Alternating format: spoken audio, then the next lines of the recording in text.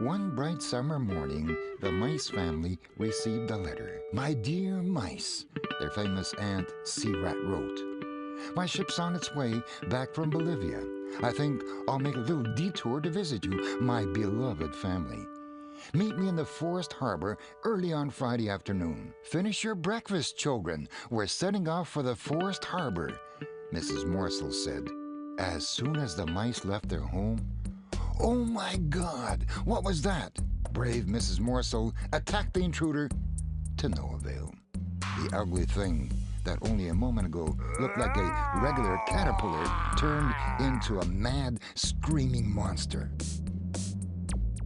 The beast arranged itself across the path most comfortably and got fully absorbed in eating a big heart-shaped leaf. The beast was chewing away and paid no attention to the world around.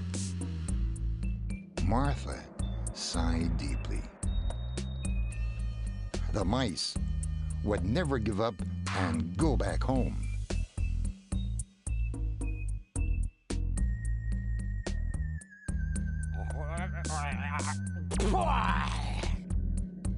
Obviously, the caterpillar had no interest in tree bark. It preferred juicy leaves. Nelson knew better than to fight the raging creature with his bare hands. No raspberries for the unwelcome guest.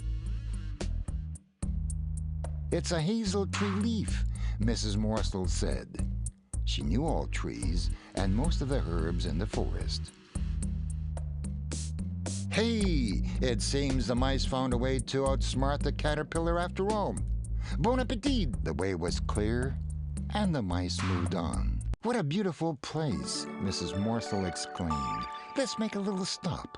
She sat under a big leafy tree to have a little rest, and the children went to look for mushrooms and berries. Yellow chanterelle. What a bright, sunny color. Hey, wait a minute.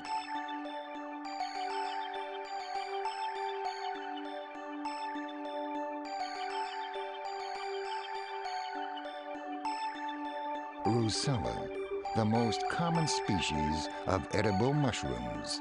They come in any size and color.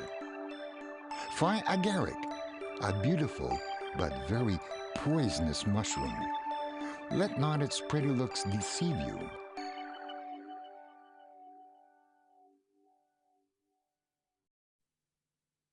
There was a big toad under the leaf. It stayed silent, her eye gleaming menacingly. "Look, a nice little family not hatched yet." The little creatures were positively outraged by this intrusion.